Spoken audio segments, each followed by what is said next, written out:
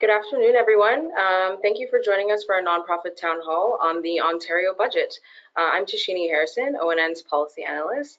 And if you're new to ONN, we are the provincial network for Ontario's 58,000 nonprofits and charities. And what we do is we focus on policy advocacy and services to strengthen Ontario's nonprofit sector as a key pillar of our society and economy. So before we dive into the webinar, a few technical points. The webinar will be 90 minutes. If you miss anything, we'll be emailing all registrants the recording and slide deck following the webinar.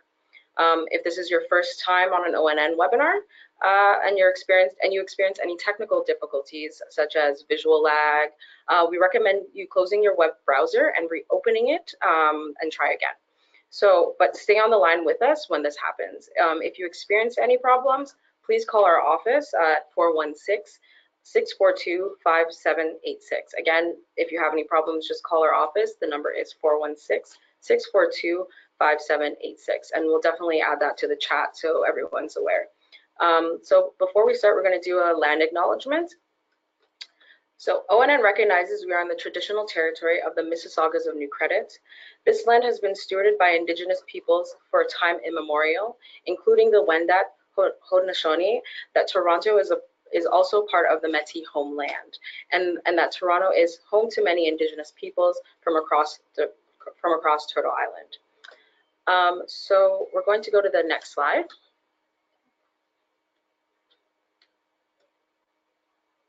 So why this budget town hall? The Ontario government's recently released its budget, and it lays out how the province will allocate resources and govern over the next fiscal year. So it is important to know how this provincial budget will impact nonprofits and communities across the province.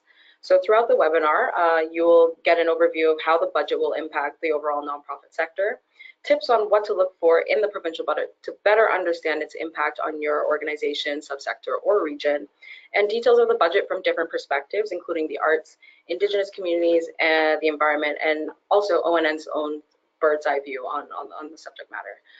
Next slide, please. So, and after that, we'll do a quick Q&A panel, and you can ask some questions. So, like I said, we're doing a Q&A panel, so if you have any questions or comments or observations, please go ahead and send them and share them in the chat. Type your questions and comments in that box, and we'll definitely pass those on to our moderator and our panelists for them to answer for you. Before we start, we're going to do a poll, quick poll. So we just want to know what part of Ontario you're joining us from, and it's going to go up. So I'll give you a few minutes.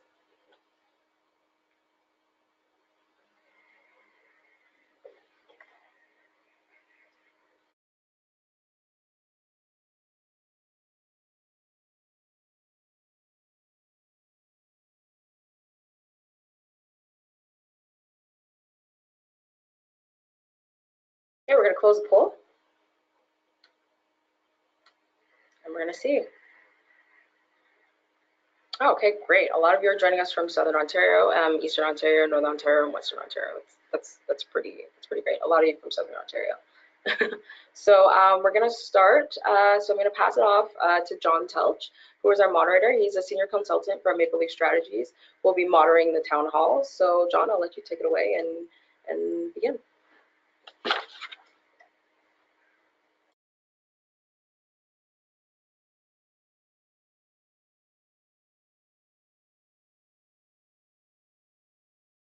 Oh, there we go. Well, thanks very much, not only to the Nonprofit Network for having me here once again. It's a pleasure to be back, and Tashini for the lovely intro. So let's dive right in before I introduce our panel and allow them to share some of their professional insights through different subsectors and talk about why the budget provincially, well, and federally is so important. The budget is really the government's opportunity every year, and in this case, the Ford government's first opportunity to project out to the province, to their constituents, to their voters, and all sectors as a whole, what their intentions are financially. How are they going to spend? Where are their priority areas? What they feel is the most important economic priority, and how that will shape their 4-year mandate before they go back for re-election. So in the case of this government, first and foremost, what did we hear on budget day, which was April 11th? We are going to pay down the deficit. We are going to pay back the debt. We are going to get Ontario back on track again. And that means a fiscally conservative approach, which was very different from the government that was presenting their budget last year. And what that means is that the rest of the budget speech and the text of the budget will reflect that. And we'll get into that a little bit more, but this is a chance for the finance minister to say, this is the state of the province's economy, and this is how we will tackle the issues and how we will create opportunities. So if we move on to the next slide, which is what you should be looking for in any budget, but in this case, the provincial budget.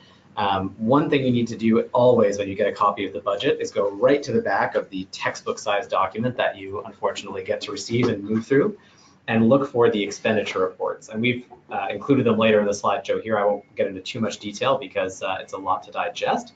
But if you look at those numbers, they tell you what each ministry spent on programs and other funding the year previous, what they're going to spend in the next year, and sometimes even the year following. So you get a bit of an economic forecast. And if you look at those figures in the current budget, it's pretty clear to see that there's going to be some sweeping cuts. Some sectors have already felt that, some they might be impending and others don't know. But it gives you a sense of what you need to prepare for the upcoming fiscal year, which is hugely important. You also need to look at the vision statements, which are also included near the back of the budget, ministry by ministry in alphabetical order, which is basically a chance for the minister and his or her team to say, this is what we believe our role is. This is what the Premier has designated as our role as the Ministry of Finance or the Ministry of Health and Long-Term Care or whatever it might happen to be. And that will tell you a lot about where they see their priorities, especially if, as in this government, the mandate letters to each minister are not released. It's a great opportunity to get some insight there. And we've also included on this slide, read between the lines. So what does the text of the budget actually mean for your sector? What does it mean for your organization? And you can get a lot out of that from the minister's speech and the text of the budget. I mean, if you look at the text we had this year, there was a lot of reference to mismanagement of funds, mismanagement of program spending from the previous government. So that could be a strong indication of what is at risk. When you receive the budget, you know, as a consultant, what we always advise our clients is you have to be ready to follow up with the government, whether that's your aligned ministries or their relevant agencies, and to respond and tell them first and foremost what they're doing well. And the reason that I say that is that any government, and I think any human being, likes to hear that they've done a good job at something. So if there's something in the budget for you, it's always really advantageous to follow up with your aligned ministry and say, thank you, you heard us, you heard our pre-budget submission, and you actually implemented this for us, or you're showing that you're going to implement this for us. We appreciate that. And also sharing what you know as a figurehead in the sector or as a thought leader is really helpful as well. So that forethought to be ever present and ever ready to be involved in the budget process, I think is really important for organizations. And with that, we'll go on to the next slide. So here we thought it would be important to share with you from a 10,000-foot view what the government chose to focus on. And as you can see right from the text of, I mean, this could have been from a campaign speech, but they've also used it in the government and the actual text of the budget. We're going to be putting money back in people's pockets, making Ontario open for business and open for jobs at the same time, reducing the deficit. So here you have a great statement to dissect for your organization of what is going to be the most important thing for this government going forward, or group of ideas going forward. Putting money back in people's pockets. So that has a lot of implications to it. Is that reducing administrative burden? That's something they're very, very keen on. Does that mean there is program spending they don't think is efficient, they think is a waste of money and they could cut? That could be another one. Open for business and open for jobs means perhaps they're going to look to organizations and businesses outside of the non-for-profit sector to help fill the gap where they think there could be better employment opportunities or better deficit reduction. I know that the ONN has also highlighted the pay for performance piece, which is a good catch in this budget as well, but these kind of statements really give you an insight into what the government's mindset is and how they're going to approach things from an economic point of view. And we'll keep on moving to budget takeaways. Thank you. So as is important, it's one thing to read the budget, to watch the budget speech. Maybe you've been invited to budget lockup, as we covered in our webinar on pre-budget consultations, but just as important, if not more important, is dissecting the budget and the takeaways. As an organization, this is crucial. We always advise our clients to think very critically about what are the takeaways in the budget. How do you distill down from this 500-page monster 2 pages that are really useful to your sector and to your colleagues. And really from this budget, there's a lot for the sector, I think, that remains uncertain. We know from the projections for each ministry that there's going to be cuts across the board. Each ministry is taking a different level of cuts. There's some that are really extreme, some that are less extreme, but we don't know exactly which organizations will suffer, which organizations won't. That is sort of a trickle-down effect that happens after the budget, and those changes will be announced as part of what we call the budget roadshow, where the finance minister and his colleagues go around and highlight aspects of the budget which they're proud of, and then also have to move through the things that are not so positive and that would be cut inclusive. But there were some wins for the sector that came out of the budget right away, which was free dental care for low-income seniors, investments into home and community care, which are great. And I think that's something that we should take a moment to reflect on a little bit. As you know, a budget is never going to be a perfect document for any government or any organization. You know, we're never going to look at a budget and say everything that we ever wanted is in here and things are magical and happy. But there was a lot of uncertainty going into this budget, and the fact that in the case of ONN, you've been able to decipher some wins and pull them out, I think is a very good sign of there's still lots of work to be done with this government. There's still open doors to be pushed open and conversations to be had, which as a government relations consultant, that's always music to your ears. The worst situation you want to be in is where all bridges are burned and there's no hope, and that is not the case from this budget. I know it's not a popular budget for a lot of folks probably on the webinar, but there's work to be done in a positive way. And with that, we can keep moving. So here's an example of what you'll find in the back of the budget per ministry, their projected expenditures for the upcoming fiscal year, as well as what they spent in the previous year.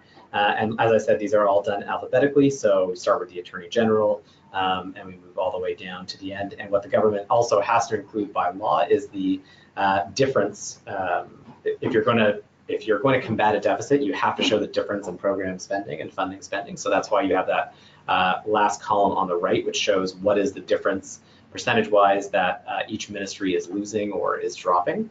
And we won't go into this too much detail because we have some exciting panelists that we want to hear from, but just so that everybody can see what that back of the budget looks like, that's really where your first earmark or first bookmark should go every year when you're deciphering a budget.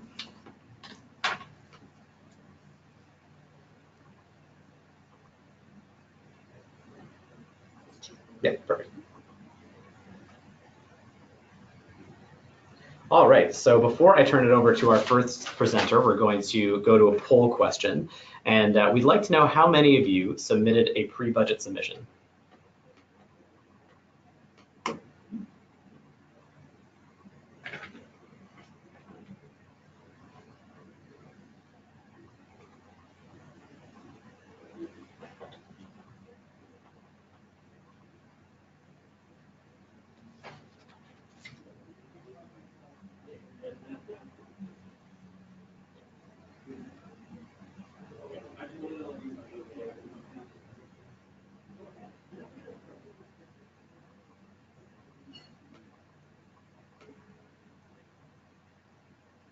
Okay, perfect. So interesting results there.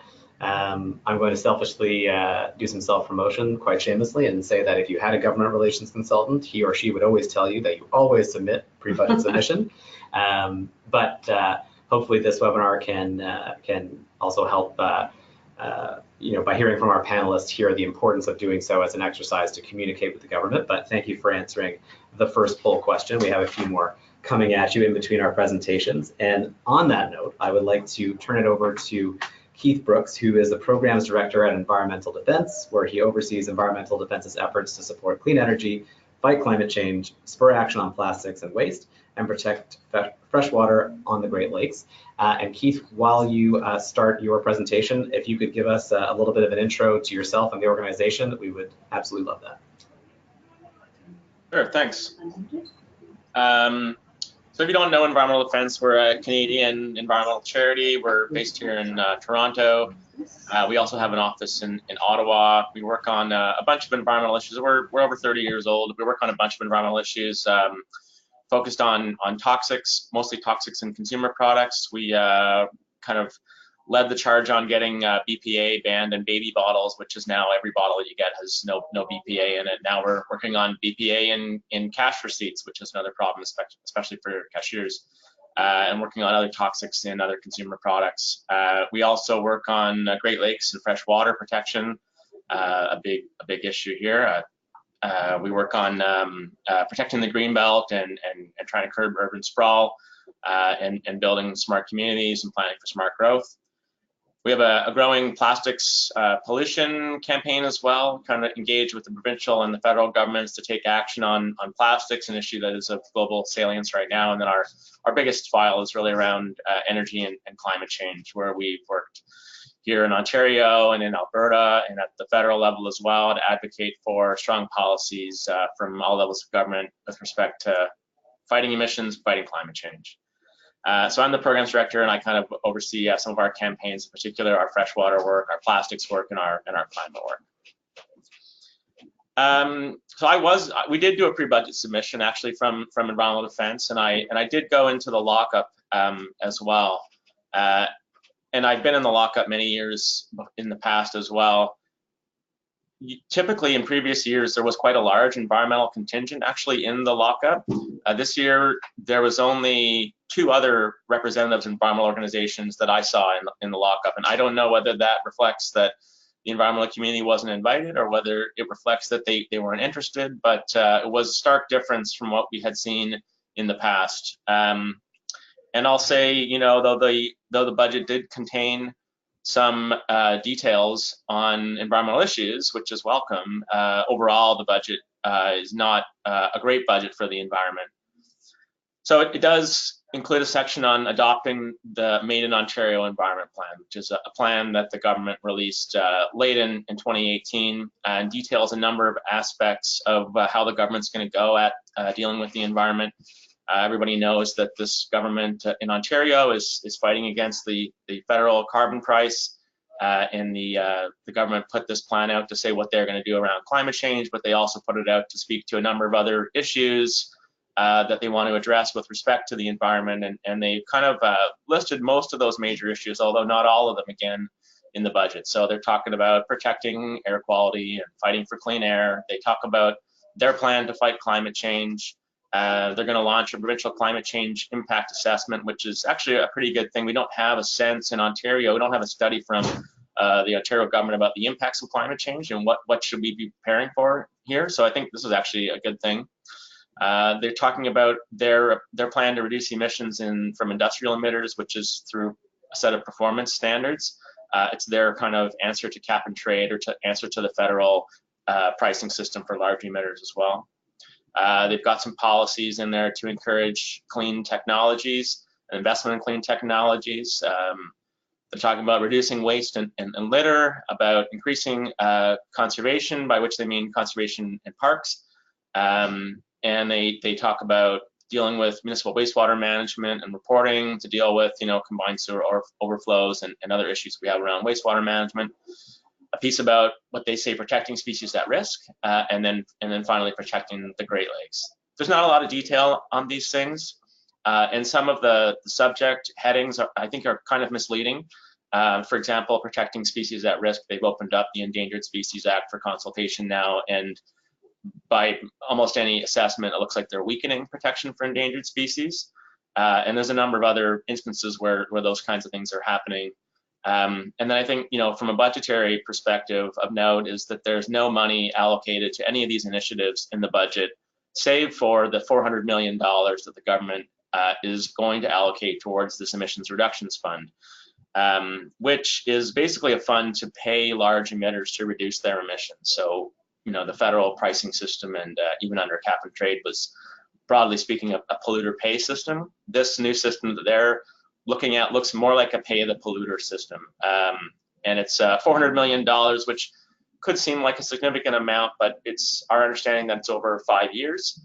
And so it's less than 100 million a year. And this has to be in contrast to the previous plan under cap and trade, where we had $2 billion being raised from cap and trade every year, all of which was being put back into environmental programs, all of which were tied to reducing emissions from climate change, or that caused climate change rather. And some of that money was going to industrial emitters, of course, for sure, but a lot of it was going to homeowners and other sectors as well. So from a budgetary perspective, this is significantly less commitment to actually addressing environmental issues and fighting climate change than we'd seen previously. Go forward to the next slide here. The budget is a political document, not surprisingly, and they've spent quite a bit of ink talking about their plan to fight the federal government's carbon tax. And they talk about, you know, this job-killing carbon tax, and I excerpted this piece because on the third line there, it reads, it's the second sentence, it says the federal government has, you know, is it going to impose this tax despite the overwhelming evidence that a carbon tax is one of the most regressive tax increases in the history of Canada. And this is quite a bold statement. So I asked, there was comment cards in the lockup, and so I filled one out and asked, what's this overwhelming evidence of which you speak? And somebody came to speak to me to tell me that, you know, the evidence of this, that this tax is so regressive it's so overwhelming that they don't even need to actually produce any evidence.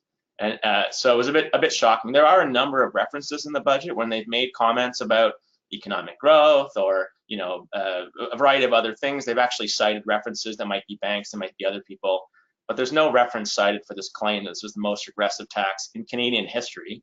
And then when I asked for evidence, they were unable to produce any evidence and actually said, we don't even need to produce evidence like this. This is true, just as it's true that the sky is blue. So that was shocking to hear that kind of rationale. Another piece here that we pointed out to them, which is important and is consistent in this budget and in a lot of the government's messaging, is they talk about the cost to households. Here you see it, it's $258 in 2019, rising to $648 per year in 2022. But they omit the fact that the federal government's plan is to rebate that money back to Ontarians. So the costs for Ontario is $258 on average per family, but the federal rebate is $307 per family. So the average family is net better off by $49 in Ontario, something that's omitted from the government's document here. Go forward to the next slide as well.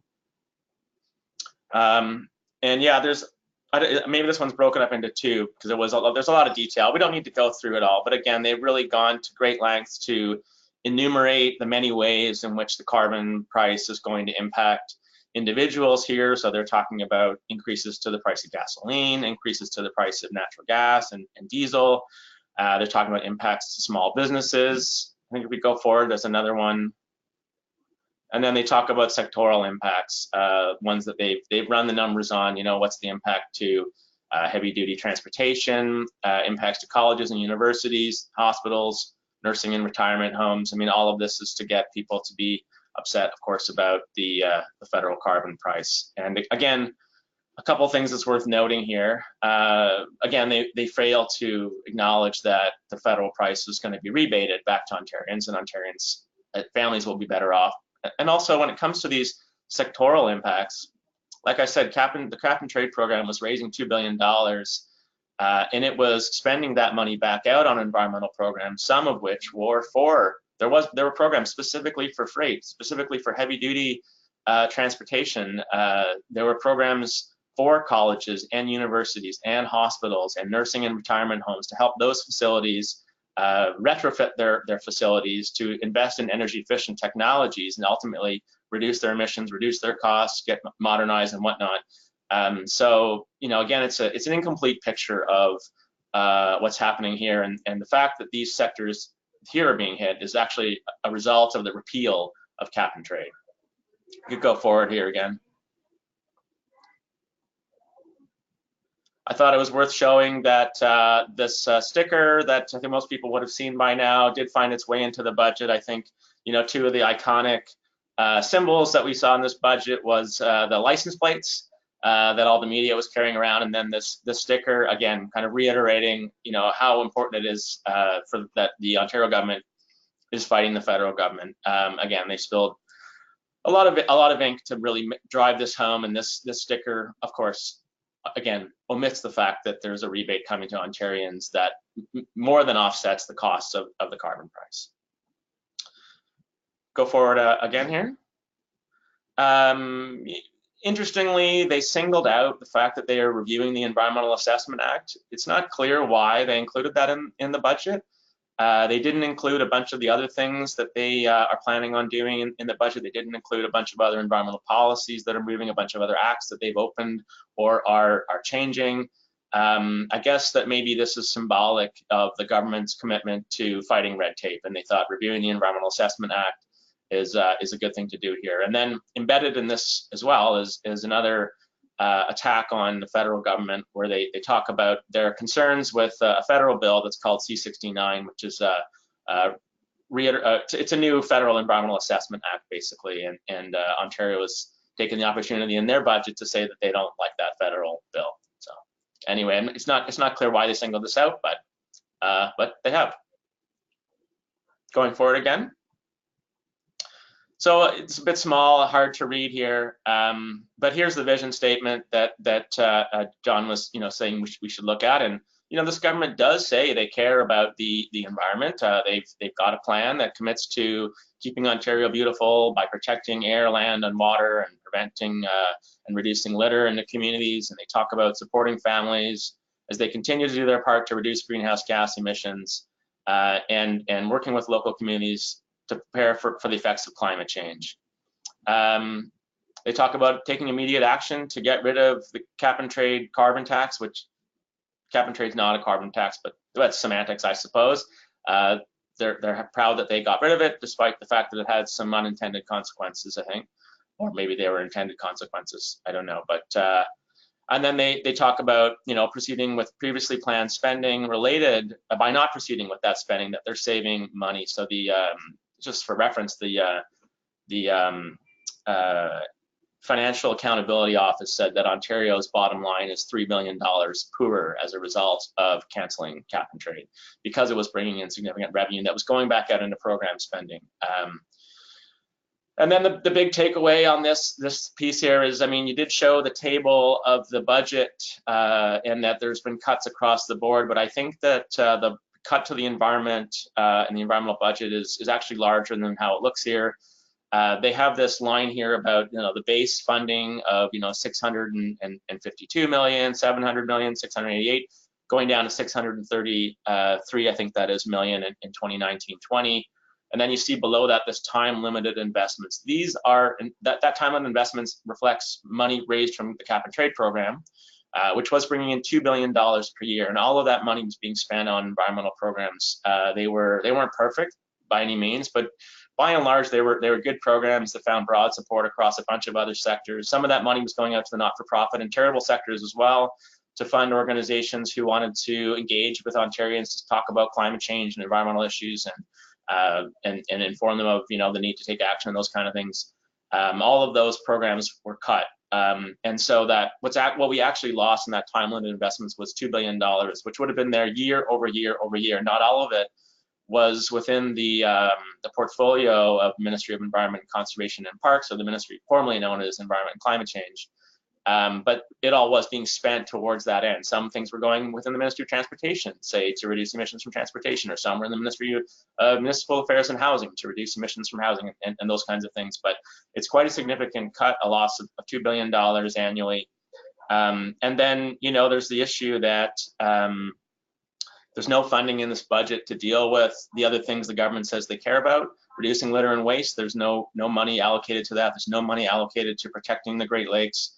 No money allocated specifically to any of the other initiatives that the government is contained in their environment plan. So that's a bit worrisome as well. And then I guess one final note is that they're talking a lot about climate change adaptation and the need to prepare families to deal with the impacts of climate change, but not in the budget, but subsequent to or maybe it was in the budget, but they've cut funding to conservation authorities who work on flood management. So we have flooding now happening across Ontario and in New Brunswick and in Manitoba. Lake Ontario is expected to flood, and the reality is this flooding is happening just as the provincial government is committed to cutting funding to flood management. That's an issue. And then also they talk about preparing for the impacts of climate change. And another thing is they budgeted significantly less money for forest firefighting this year than they had spent last year. And last year was sure a record year around forest fires, again, linked to climate change. But I think if a government is actually preparing to deal with the impacts of climate change, two of the most severe impacts are flooding and forest fires, but the government has actually reduced the amount of money they're committing to both of those initiatives rather than increasing it. So I'll end there, and I'll be back to take questions, and I'm gonna actually just toggle off my camera so you don't have to look at me while other people are talking.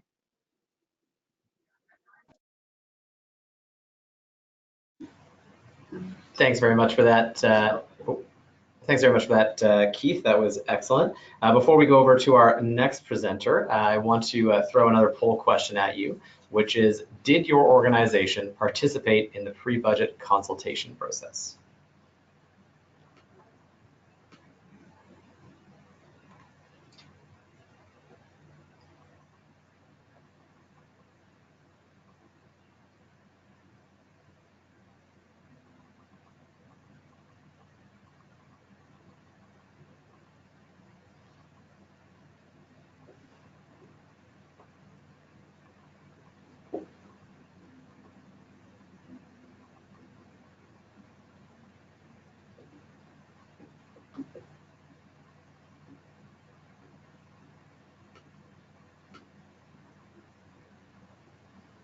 All right, excellent. Thanks everyone who voted.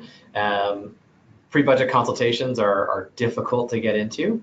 You usually have to know exactly where to put your ask in, or you've been previously invited if you're a priority sector for the government. So I know that was a challenge this year, and we can talk about that more in the Q&A. But before that, we have a few more presenters to get to, and our next one is Juliette Nicolet, who is the Policy Director at the Ontario Federation of Indigenous Friendship Centres. And she's held the position for about 13 years, prior to which she articled and then served as counsel at the Ministry of Attorney General of Ontario. And Juliette, I will turn it over to you. Hi there. Hello, everybody, and thanks for having me. I suppose I should start out by doing a little intro of the OFIFC so that people understand the perspective that our analysis is coming from. So the Ontario Federation of Indigenous Friendship Centres is an umbrella organization that represents the collective interests of 28, soon to be 29 member friendship centres that are all across Ontario, from Timmins to Red Lake to Kenora to Ottawa to Windsor and many, many points in between. And friendship centres are gathering places for Indigenous people where many, many different kinds of social services and cultural services are provided. And these range from health to education, employment and training, justice, broad range of services. So I'm not going to do quite as deep a dive as my colleague, who was previously speaking, did, because it would take me much too long to do that. But it's sort of as an I'll give a little bit of an overview. Generally, the uncertainty under which the OFIFC and friendship centers have been operating in the last, let's say, year since the election has not gone away. The budget has not, in fact, clarified a number of things. We found ourselves in the fortunate position of, so far, not having any of our programs cut for now. Our programs were renewed for this fiscal year that we're currently in. We ourselves experienced a cut to our core funding, but one that we're able to absorb. And in the budget itself, it is, I think that there are areas of opportunity and areas of risk for sure. Risks for us are justice, absolutely. The reduction of legal aid funding, for instance, is going to have a direct impact on Indigenous accused in the criminal justice process, among other things.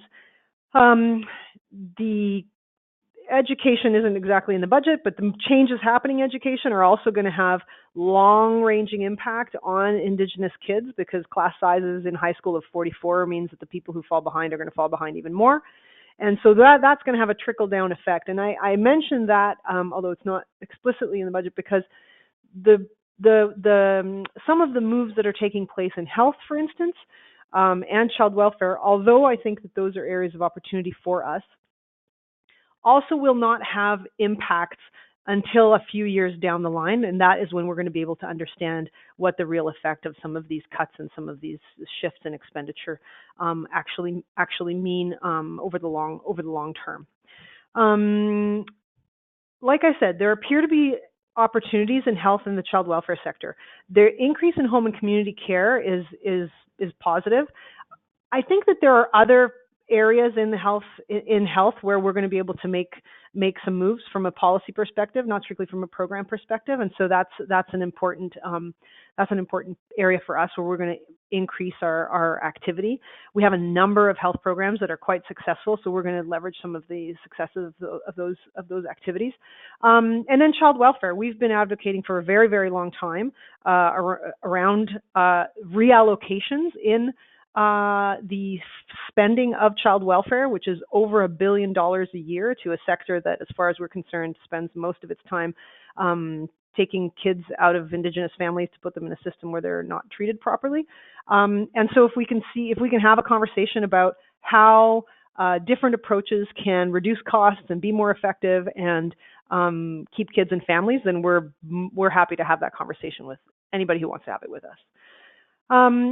I think overall, one of the significant pieces for the nonprofit sector is, if you haven't done it already, you need to diversify relationships and partnerships. And this is really anticipating any change in government, whether it's federal or provincial, and regardless of the political stripe. When there's a change in government, you want to be able to rely on a broad range of partnerships and networks that aren't exclusive in one area. And by that, I mean provincial government, for instance, party in power.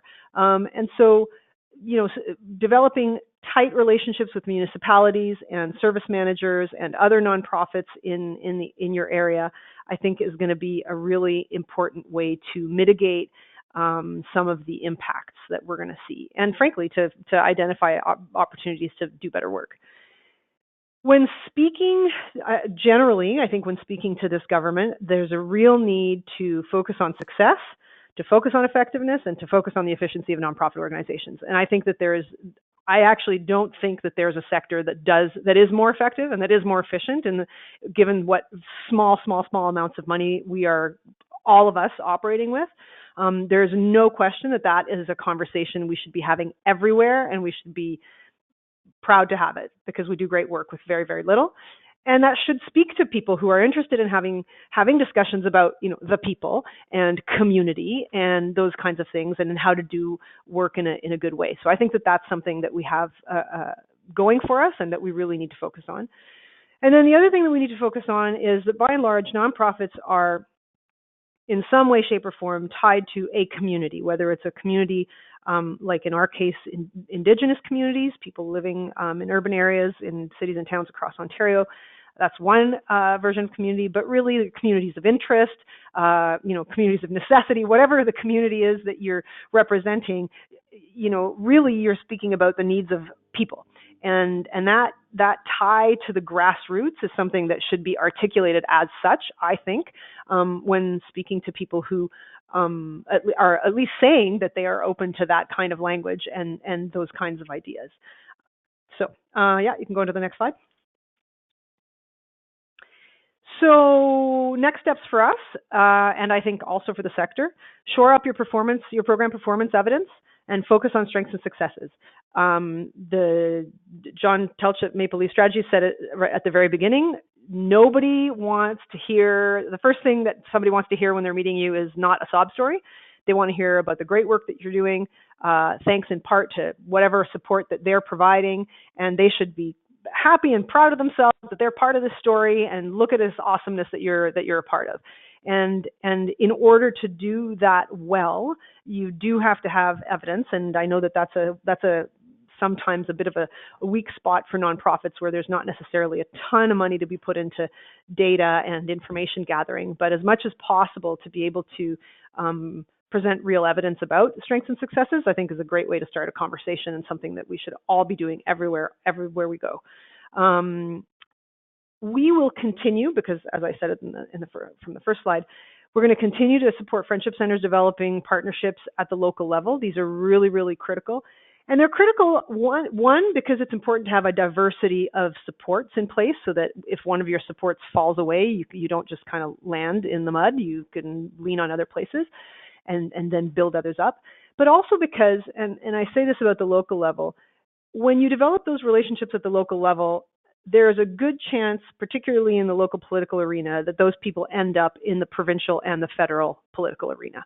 And so if you have those relationships, if you're, for instance, a friendship center, or you're a small local NGO or nonprofit, and you know your mayor, and you know your councillors, and you know those players, there's a chance that in 10 years, they're actually going to be your MP or your MPP, and you will already have name recognition. They'll know you, you'll have a personal relationships, and those things are things that are built over a long period of time, and there's no better time to start than yesterday. But if you can't start yesterday, start now. So there you go.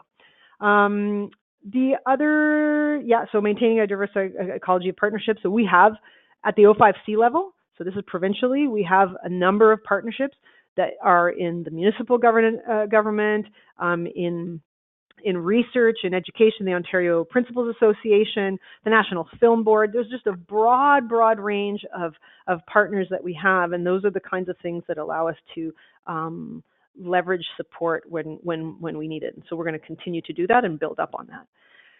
And then, like I said, potential opportunities. We see opportunities in health, in children and youth, housing. Strangely in housing, the community housing renewal strategy was announced in the budget, and it looks in substance fairly similar to what the Liberals were going to do. So it's interesting that some of this stuff is still coming through.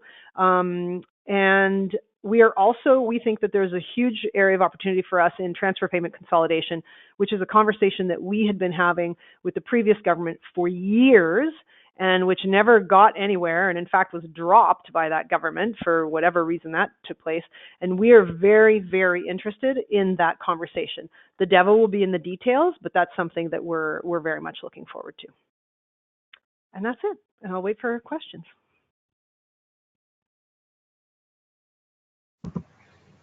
Thanks very much, Juliette. That was excellent. Before we move on to our next presenter, we're going to throw you another poll question, which is, did any of your organization's asks show up in the budget?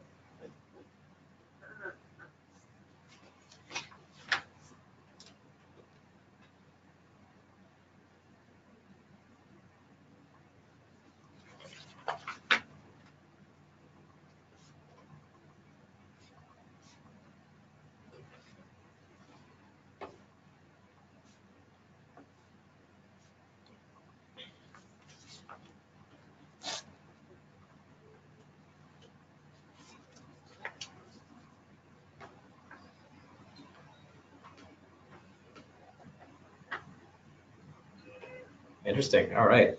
About a fifth. About a fifth, yeah. Thanks to everybody who answered that. Just a bit of housekeeping as a reminder. If you do have a question for the panel for the Q&A, please do submit it in the online chat so we can add it to our list and make sure everybody gets a chance to answer. And I would like to introduce our next panelist, assuming he promises to never criticize my grammar, as Charles Smith is a poet, playwright, and essayist who has written and edited 12 books. He's won numerous awards and has been an immaculate arts advocate ever since. Charles, please take it away.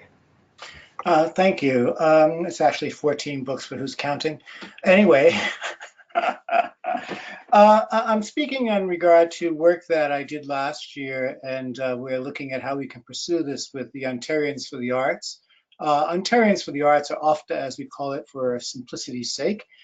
began in 2017 as a bringing together of arts advocates, practitioners, etc., from various communities to look at how we can support the arts in Ontario and raise some important issues around the contributions of the arts to our society, both in terms of our understanding of ourselves as Ontarians and as Canadians, and also looking at the implications or the impacts of the arts in terms of our economy. So that is sort of the start. And from 2017, we established a steering committee that had representation from across the province, Indigenous artists, Francophone artists, women, men, persons of color, etc. And we had a campaign that ran in 2018, which was, we connected, I think, over about 70 volunteers across the province, got them involved in, questioning people at the candidates meetings and so on and so forth, and raising some of the impacts of the arts as we now understand them. So for example, I understand that there are more people taking dance in Ontario, kids, than there are playing hockey. So what is the implication of that in terms of not just children learning a discipline, but also parents and their interests in where they like to see things happen? So these the issues we put out in an issue paper, which is called Connections and Resilience to the Arts. And like most people have said, we too wanted to start with some positive information. So if we can go to the next slide.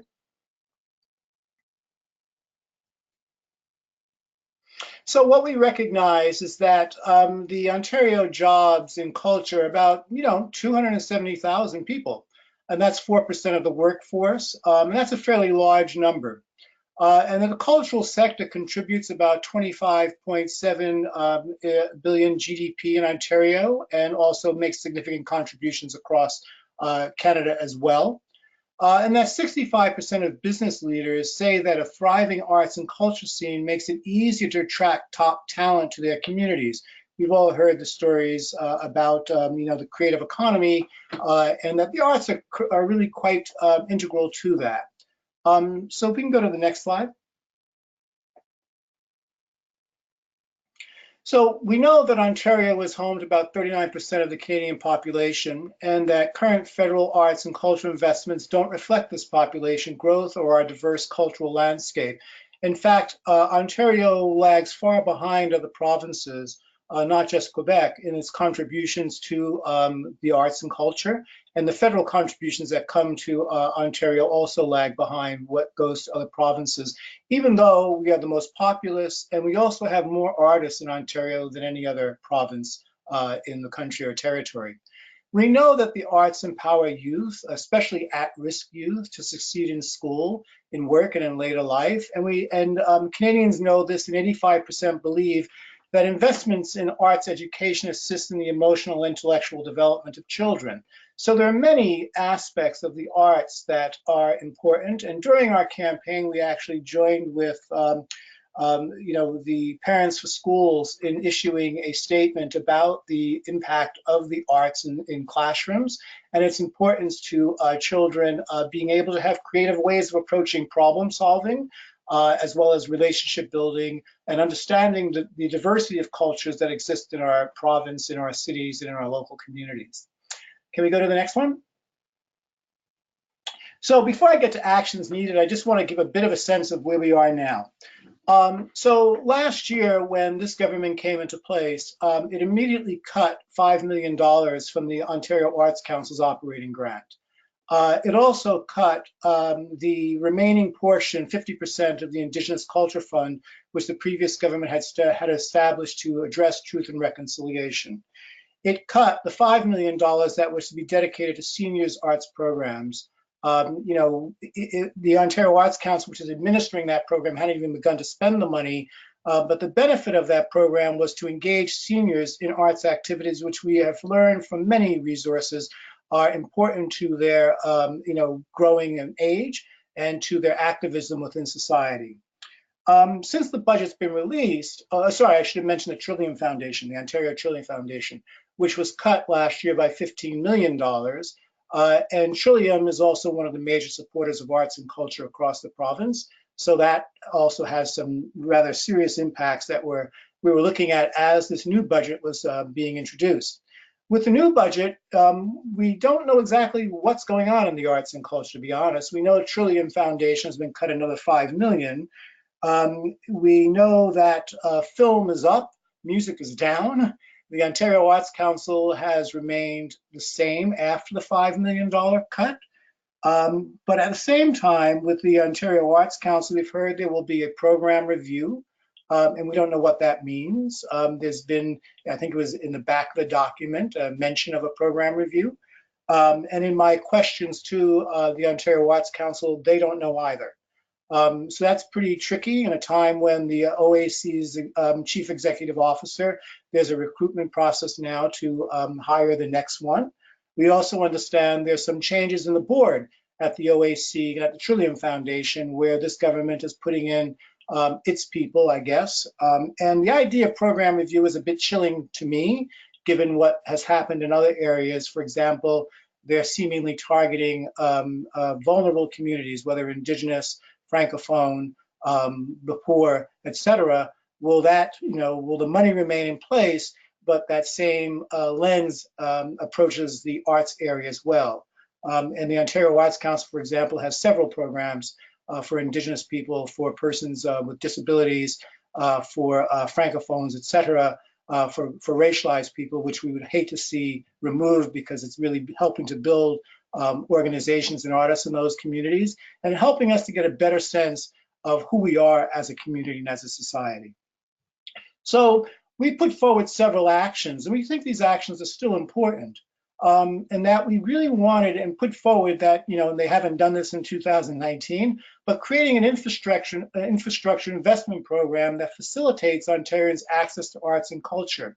And we gave them the money, kind of dollar allocation that should be there, and to really kind of help leverage federal investments. Right now, many artists are looking for space in which to operate. And space in some areas, particularly in urban areas, is rather expensive. Other areas, the art spaces need to be, renovated or made accessible for persons with disabilities. So this is rather important if we really want to talk about access to the arts for all Ontarians. Can we go to the next one? We were hoping that there would be an increase to the Ontario Arts Council to $80 million by 2021 and commit to increasing its funding to $160 million by 2025-26. This would put us on a level of being sort of, a lead in the arts, not necessarily a great lead, but it really keeps up with if, let's say, since the Ontario Arts Council was, I guess, not given increased funds in the 90s, if there were cost of living increases every year, we'd probably get to about 140, 150 million by 2025. We're nowhere near that, as we can see. But yet, with the number of artists and arts activities happening, we should be moving in this direction. We wanted them to advocate to the federal government to ensure that Ontario's leadership role in our arts and culture scene is reflected in federal policy and funding. So there have been some concerns that have come out of the arts communities in Ontario that Canada Council in particular has not been providing an equitable share of its funding to Ontario, and that's an ongoing back and forth battle, conversation, I should say, between Canada Council, the Ontario Arts Council, and the Toronto Association of Performing Arts. So we do feel there is an inequity here that this government might address in terms of federal transfer payments, or not, this isn't a transfer payments, but the allocation of federal funds into the Ontario arts community. Can we look at the next one? We wanted to look at the relationship again to education and how the arts education and curriculum is prioritized and complements, STEM, we would say STEAM actually, science, tech, arts, engineering, and math, and that our kids deserve that. Many do get involved in arts at a young age. Kids play frequently and become very creative, and this should be continuing as they grow into high school and beyond. But as I've been involved with the Guelph University's Policy Forum on Education, where they're looking at the importance of improvisation as a tool for problem solving. Now, improvisation comes out of the arts milieu in many respects, But you look at the way our economy is shaping, the need to make decisions that are founded, but also much more quickly. Improvisation becomes a rather good thing to understand and be able to utilize. Looking at revitalizing the Ontario Arts Foundation and by reintroducing a matching program that would really help to boost its base in some ways. And I think there may be one more here. Nope, is that it? Okay, so in essence, where we are, this is where we're at, and our concerns of the next little while is around this program review that has been discussed by the province. We have had a meeting with the minister's staff, which we think went rather positively. When we give them the numbers, and we kind of have a clear interest, understanding of their interest is in the economy and jobs. We think the arts provides this in many, many ways. So when I talk about the jobs, get to also think about over the years, the arguments of the economic impact of the arts, that when one goes to see a performance, usually one goes out for dinner or drinks, takes a taxi or drives or takes public transit. This is money that goes into other things. That is also the ancillary benefits of the arts in society, plus the people who are on stage, who are ushers, etc. These are jobs. And we'd hate to see those jobs get diminished because people think that the arts is a frill and not integral to our society. Given the demographic changes and the importance of Indigenous, the recognition of Indigenous peoples, it really is critical that we get a better understanding of who we are as Ontarians and what the contributions are of communities that have been excluded in the past and the potential that has for making us a place in which we all want to live, thrive, grow, and can be a model not only to Canada, but to the world. That's me. Excellent. Thanks so much for that, Charles. That was really interesting to hear. I'm going to turn it over now to our final panelist and our host, Kathy Taylor, who, as you all know, is the Executive Director of the Ontario Nonprofit Network. Great. Thanks, John. It's so great to be here this afternoon, and I want to especially thank Charles and Juliette and Keith. I'm pretty sure our audience has all learned something new. For example, STEAM was new to me as a new acronym, and I love thinking about our partnerships as a diverse ecology, which kind of mixed both of Keith and Juliette's comments. So learning something new in all of our work, and it's also an example of what a diverse sector we have: arts, culture, environment, social services, faith communities, big, small, rural, urban, and so great to hear from the different perspectives of these organizations. So I'm going to be a bit brief because we've got lots of questions coming in and we want to make sure there's an opportunity for the panelists to answer them. Just a summary of our budget ask. So the Ontario Nonprofit Network submitted a pre-budget submission. We also had an opportunity to speak both in a presentation to Minister Fedeli as well as with the committee that was looking at the budget. And our 5 asks were around burden reduction in nonprofit funding agreements, modernizing the police record check system for volunteers and staff, a web portal, a one-stop shop for all legislation, rules, and regulations affecting nonprofits, so to make it easier for us to manage our systems, expanding access to the Infrastructure Ontario Loans Program, and maintaining the Ontario Trillium Foundation 2018 budget levels. And we know that, and just a reminder that ONN works on issues that cross all of the subsectors and the region and the geography of Ontario. And then we support and encourage organizations that have specific expertise, like in environment or arts, to share their perspectives with us. So some key insights from the budget from our perspective. It's already been mentioned, but there was reviews announced on almost everything, from community housing to sport participation to seniors. And it's safe to assume that some of these programs reviews will result in further cuts or funding changes. So for example, the Ontario Music Fund was cut in half the day after a review was announced. So those are some of the things that we're paying attention to. So it'll be very important for us to identify opportunities where we can influence government during these transformations.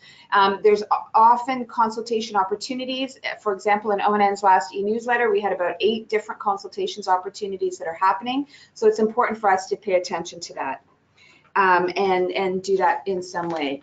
I think they move towards direct funding, so funding away from organizations directly to the people that they serve, who can then use that money to purchase service.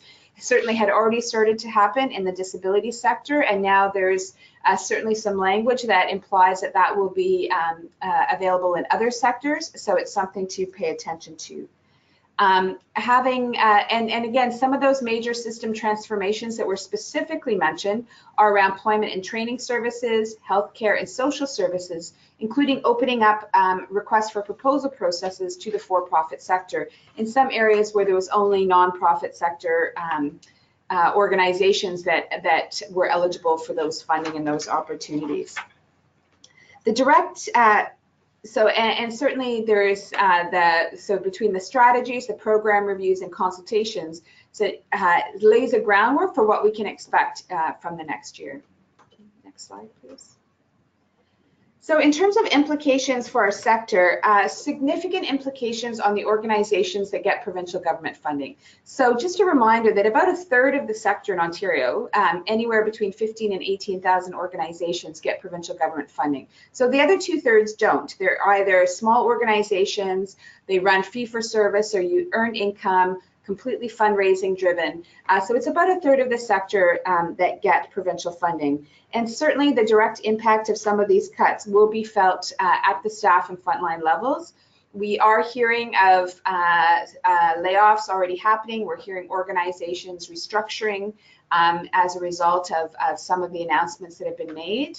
And certainly there is a concern that some of the most vulnerable in our communities will be affected because they are supported by all of the sectors. So a citizen, for example, might be supported by Legal Aid Ontario, as well as an immigrant serving organizations. They may have an after-school program that's arts focused. They might have a volunteer driver program for a senior citizen that's funded by the Ontario Trillium Foundation. So the effect, the multiple effect of some of these cuts and some of these program changes on our vulnerable communities could certainly expand dramatically. There was a lack of funding, lack of detailed spending plan in this budget, which really makes it difficult to assess. And a lot of our speakers already talked about uncertainty. And really, we are still in a position of we don't know what we don't know. That makes it difficult to plan going forward. And I think all of our subsectors across all of the ministries are actually in a very similar boat. There is, so we do not know yet the cumulative impact of the cuts. Some of them will be retroactive, some are mid-year, some organizations are being asked to return funds they've already received. Some are starting to look at would be fine this year, but have no idea how to anticipate next year because they may have had multi-year funding in the past, and now they're just getting single-year funding. So all of those pieces are creating a fair amount of angst and uncertainty in the nonprofit sector. So a couple of other things to note: there doesn't seem to be recognition of the value of nonprofit social enterprise for creating jobs and building inclusive local economies. We do know that the Ministry of Economic Development, Jobs, Job Creation and Trade had a significant budget cut, about 23%. And all of the programs that were funded in that area under social enterprise have now been canceled. And there is a concern that there's a perception that donations and charities will pick up the slack, and that private philanthropy will pick up the slack. But there's no evidence that this will actually happen, and so we're concerned about what that trend might be going forward. So where are we seeing some changes?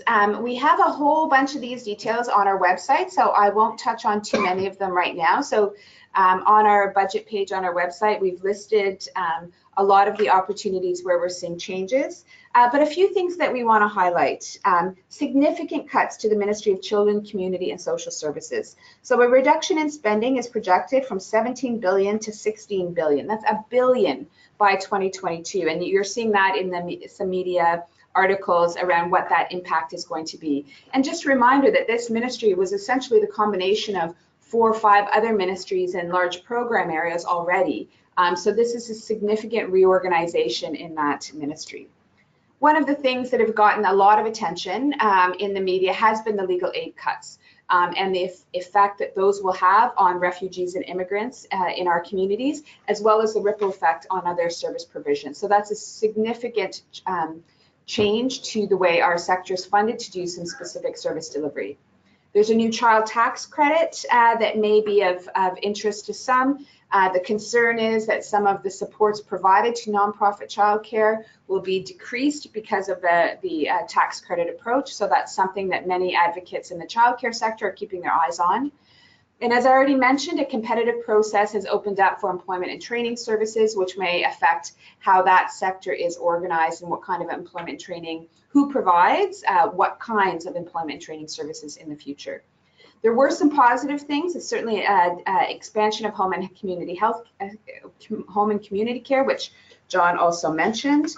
There was also some highlights in terms of mental health, so some re-announcements around mental health additions and housing supports over the next 10 years. It's, I think, a little early to know if that's new funding or if it's funding that has already been committed.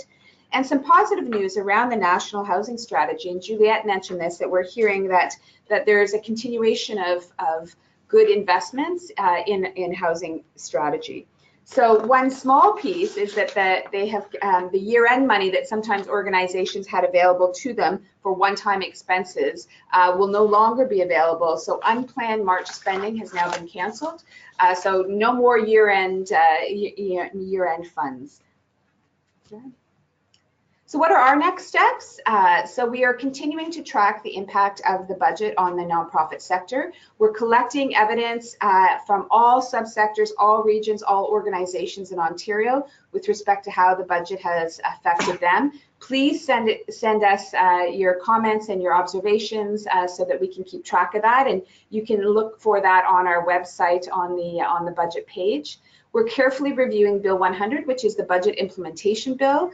And when the detailed government estimates are released, so that's the more specific tables about program by program, we will share those out. So for example, we don't yet know for sure what the Trillium Foundation or the Ontario Arts Council budget will be because those government estimates have not been released yet.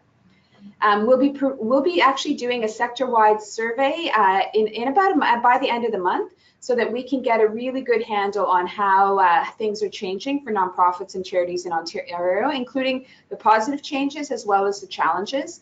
So we can paint a whole picture of how the nonprofit and charitable sector is affected at this moment in time.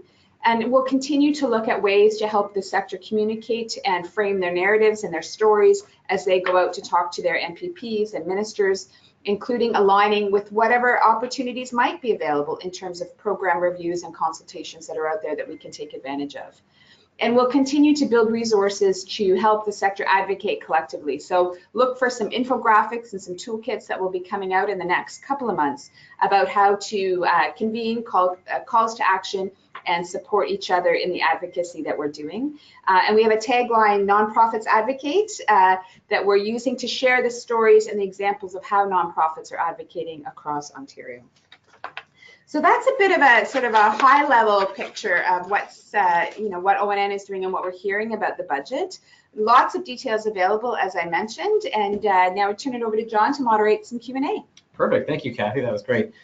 So what I'm going to do is thank you for everyone submitting your questions to the chat. We picked out some really poignant ones here, and I'm going to volunteer the panelists to be available to answer the other questions we might not get to in writing, so that we can send it all in the package afterwards to everybody who participated.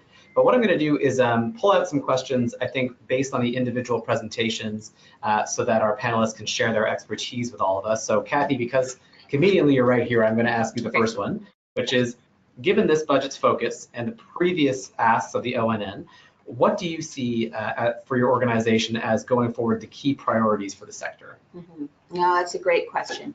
I mean, I think there's some overarching key priorities, which are really around the people in the sector and the financing of the sector. So if we think about the impact of the budget on our workforce, whether that's staff layoffs, precarious work, shorter term contracts, And as many of you know, we've been working on to build a decent work vision in the nonprofit sector. So we'll be paying particular attention to the priorities around our workforce and the implications of the funding cuts on our workforce. In terms of our financing, it certainly seems like there's a transformation happening. So how the sector is financed, whether it's transfer payment modernization, which could be good. There's lots of challenges, as we all know, in terms of the funding system. Individualized funding, or money going directly to organizations, the opening up of funding to for-profit and competition. And so how the sector is funded is also going to be a key priority for us as we look forward. And I think the other opportunity will be to focus on where are there opportunities for these consultations and strategies to provide input and collective input from nonprofits and charities, so government understands that we're a partner in investment, and that we can support the Ontario government, whoever they might be, in meeting their objectives to make Ontario a great place to live and work. So we'll be focusing on those particular areas. Excellent. I'm going to throw the next question over to Keith, which is the following. How do you feel that organizations can track apparent discrepancies between government's stated objectives and the actual probable outcomes? Is there any way that we as a sector can share our learning? And if you have any particular examples of past work on this, Keith, we would love to hear it. Good question. That's not an easy thing to do, obviously. Not a lot of details in the budget on specific spending. And I mean, this is not unique to this government either. We've been asked the previous government repeatedly about how much money was going towards different program areas like the Great Lakes, and trying to get this information out of them is really difficult. So I mean, it's actually quite easy for government to say we're committed to doing X, but then actually not put any money behind that, and not put any real resources behind it. I think it's getting even more challenging, right, today with the way the digital media is so fractured, and the way that fake news can propagate and whatnot. But I think, organizations like Environmental Defense and others will be tracking it, will be monitoring it. So I think if there's an issue that you care about, you should find an organization that works on that issue and follow them on social media, or get on their email list or whatever. And I think it's incumbent upon those of us that are, advocates for particular issues and sectors and whatnot, to be following those things to the best of our ability by looking at budget documents and meeting with government officials when we can, and reporting back to the public and the people that care about whether the government is actually following through on the agenda that they said that they were committed to. I'm sorry I don't have a better answer than that, though.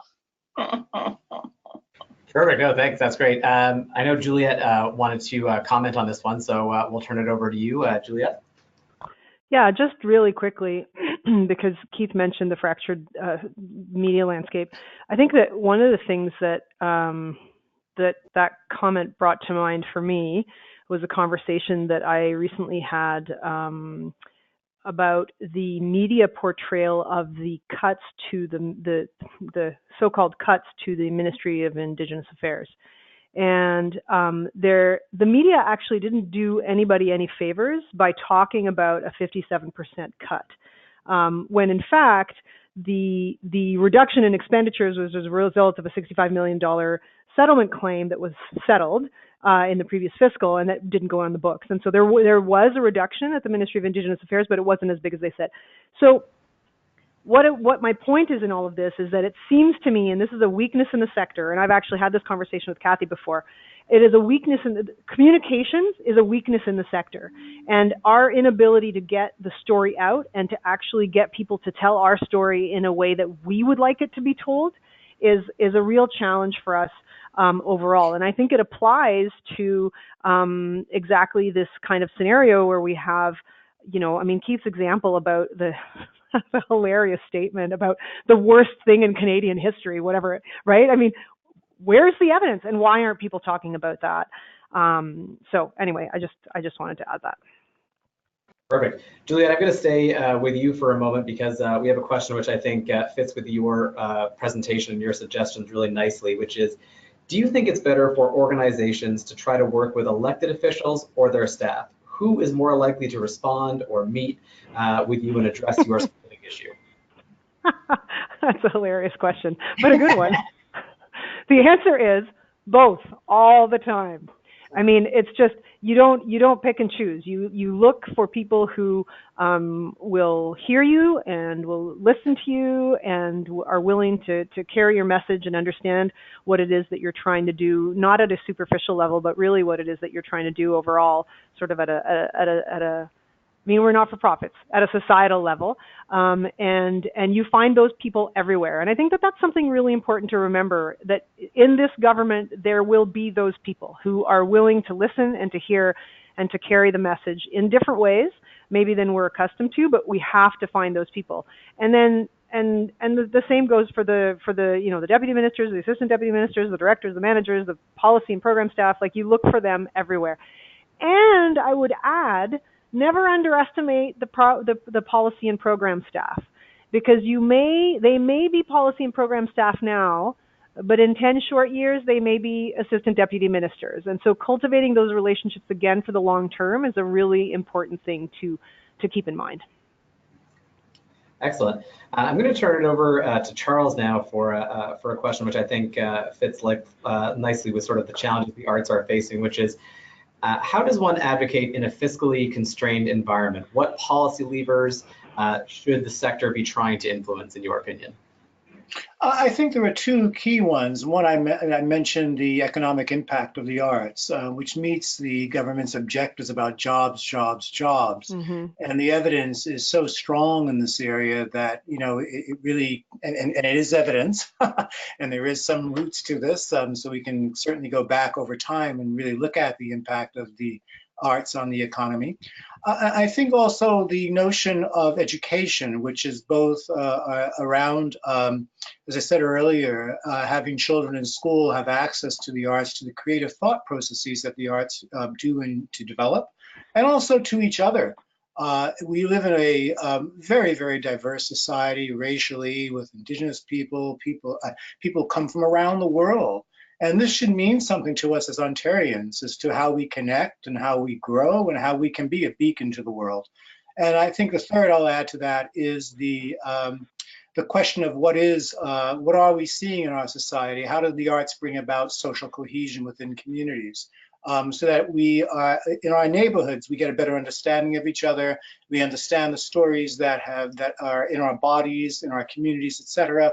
And we can build through that in a kind of transforming our society in many ways.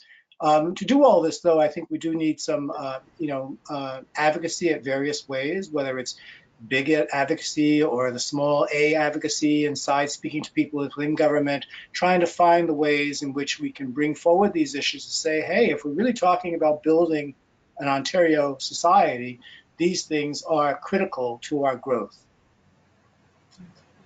Excellent. Keith, I'm going to throw it to you for a question which I think fits nicely with the environment. As environment is so much about being reactive to changes to the natural world and also government policy. What advice would you give to organizations in the face of announcements of cuts and closures, and what would you do to try and reverse or overturn those decisions? Well, it's always difficult. I mean, especially when you have some ability to dialogue with government. It's difficult to, try to encourage government to do what you want while also being critical of them at the same time. And it's always a fine line to walk. But I would encourage groups to react to things that are both positive and negative. We really try to applaud the government for good things that they're doing. For example, they might do something good on plastics. We're holding out hope that they will. But if they're cutting funding to conservation authorities, or they're cutting funding from cap and trade and from other programs, we don't shy away from reacting negatively to those things and calling those things out. And I think, on the environment, we actually have had some success, and we're not alone. I mean, I think other groups have had some success at pushing this government back on a few things that they wanted to do and had an agenda around. The environmental success really has to do with this Bill 66, and a particular part of this Bill 66, which was going to make municipalities able to pass bylaws that would mean they didn't have to respect environmental laws and source water protection and green belt and whatnot. Anyways, very, very damaging bill. But the public got rallied by this and came together and told the government that this provision in the bill was not something that Ontarians supported, and ultimately the government dropped it. So I do encourage people. I mean, yes, be positive when you can, but this government will listen to and respond to public pressure. So I wouldn't shy away from raising things negatively when they come up. Mm-hmm. Excellent. All right, there's two questions in particular I think we would really all benefit from fitting in, and hopefully more than that, but if not, like I said, we'll cover them in the follow-up. Kathy, a specific one for you. What do we know so far about budget impacts to newcomers and newcomer services? That's a great question. We don't know a lot yet. We've heard that the newcomer settlement program is status quo, so no changes have been made at this point to that program, which is positive news. We do know that the newcomer and settlement community is very worried about the legal aid cuts and the impact of those on the clients that they serve. And that just like with some other issues, and John mentioned at the beginning, anything that seems to be in federal jurisdiction, this provincial government is punting to the federal government. So there may be more implications for refugee and immigrant services down the line. But right now, the big concern is around the legal aid cuts and how they will impact refugees and immigrants particularly. Excellent. So I'd like to end with a general question, and I'll call on each panelist specifically because it's about the communities that we all serve, and I think there's a strong case to be made that you all serve different communities, and I think there's a big tie-in there. So the question is this: the people we serve are disappointed and angry about the cuts and policies of this government. How do we channel this energy to support our communities? What are useful ways to channel this energy to advance our work and support our communities? Juliette, I'd like to start with you.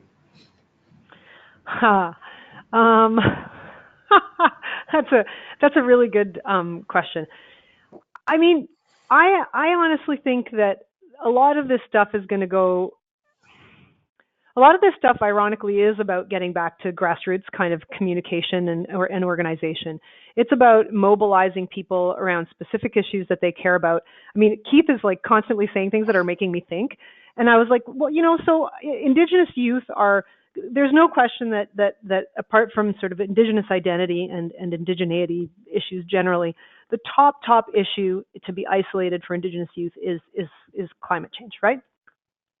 So how do we speak to young people and to others in communities about mobilizing locally around some of these issues in a way that trickles up and that channels some of the anger. I mean, there's no point in just getting mad. You gotta act. And so really our job, I think, is figuring out how do we give people opportunities to act and make those easily accessible to them. I don't know if that totally answers the question, but that's my shot at it.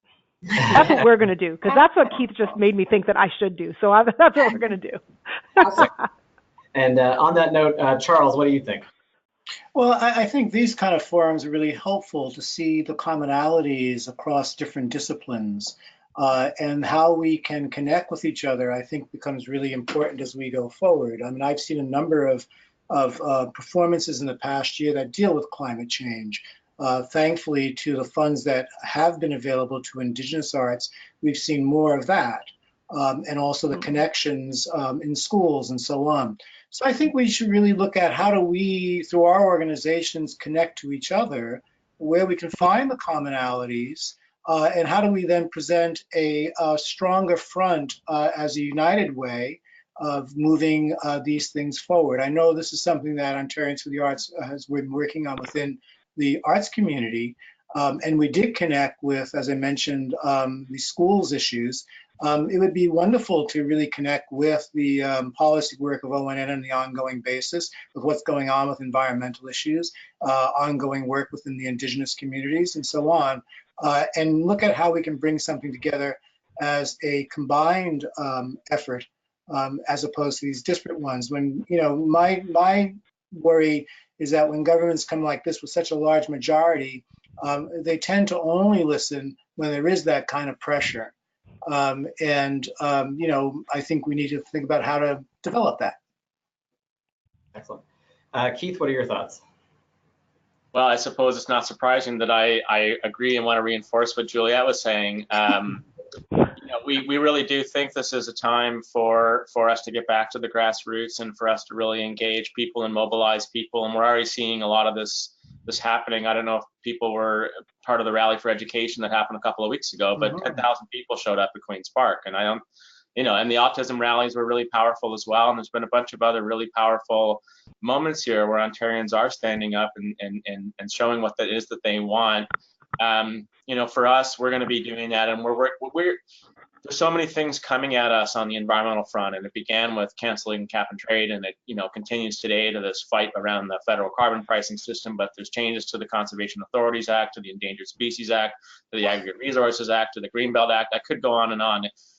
And so, you know, a bunch of the environmental organizations are reacting to these issues, you know, one off and one at a time. And I think we're confusing the people that are following us, and we're not channeling our energy towards a common cause. So there's been discussions already, though, about a bunch of groups trying to get together and build a collaborative effort for all Ontarians that care about the environment and climate change and want to protect that, and finding a way that we can really put people together into a common effort. And so I think we can expect the environment movement is going to be working on that. And I know that there's interest from environmentalists to ally with, you know, First Nations and Indigenous communities, and with artists and with educators and other sectors and other not-for-profit organizations to really come together on all this kind of stuff. So I think that's what we should do, and I think that's what we should expect is going to happen as well. I think it's pretty clear that that's what's needed. And just one other point is that we're not sure how much, you know, Queen's Park should be the focus, though, of rallies and that kind of stuff, because I think that going back to the grassroots does kind of mean going back to holding locally elected officials accountable for the choices that they're making. This government is led by a premier, but it is not just the premier. So I'd encourage people to think about, you know, applying pressure and talking to elected officials, you know, in their ridings where they live. I think that's where you're going to have a better connection, and that's where we're going to have bigger impact. Yeah. Perfect. Kathy, I'm going to turn it over to you for your thoughts on this question, and then also afterwards to wrap things up. Awesome. Thanks, John. That's such a good question. And two things that came to mind for me was sort of the half glass full and the half glass empty. So certainly it's a demoralizing time, and the sector seems to be, and we hear every day emails and phone calls of how difficult it is and the uncertainty and the angst that's happening. But part of our job, I think, is to help find a pathway forward. So a lot of our speakers have talked about the need for collective action, the need for getting back to grassroots, for talking to local MPPs right at the source, and for helping the clients if they are feeling frustrated, or our program participants if they're feeling frustrated and angry about the cuts that are happening. You know, I reflect on a leader told me that back in the 1990s, when there was some cutbacks, the clients blamed the organization. They didn't blame the government, because they didn't understand how decisions were made and how democracy worked. So I think our sector actually has some responsibility for helping our communities and the people that we serve understand how decisions are made, who's responsible for decisions, how democracy works, why voting is important, as a part of something we do all the time, not just at election time. And so if we're taking that approach and then working collectively with together on some of these issues, I think we can really take an opportunity to look at the glass half full and see, you know, what changes can be made in the next few years if we focus on some of the collective opportunities to exist. So that's my final 2 cents. I think Tashina is going to wrap us up here, but certainly a thank to our participants, and just a last couple of announcements.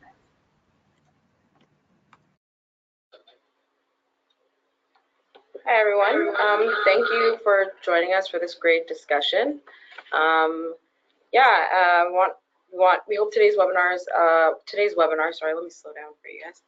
We hope today's webinar has given you some useful information and steps as your organization moves forward post-budget. So we'll be sending a follow-up email shortly with the recording and the slide deck. Also, we'll hopefully get some answers from the panelists from the questions that are outstanding. So thank you all for all your interesting questions. They were great. So we have more information and resources on advocacy and government relations on our website, so you could visit us at theonn.ca. And so we have a few things up and coming. So we have a Pulse on the Sector survey that will be coming up at the end of the month, so stay tuned. We'd love for you all to participate and to get your feedback and your insights on how the budget changes or cuts or whatnot have affected your organization. Also, we have Nonprofit Driven, our annual conference coming up. So we'd love for you to register as soon as possible. I think Early Bird has come out, if I'm correct, or it's on its way. It's on its way tomorrow, so please check your email, check the e-blast, and get your organization signed up for November. As well as just join us as a member, build your nonprofit muscle. We're here to support you and support your organization in doing the work that it says. This webinar wouldn't be possible without your support, so we'd love for you to continue to drive that and let us, help you. So, and also please share any information you have, share our resources with other people that you think would find it useful in other organizations. So again, thank you everyone. Thank you to all our panelists for the amazing insights you've provided, and thank you to John, our moderator, and thanks to the team at ONN and everyone online. So have a good day.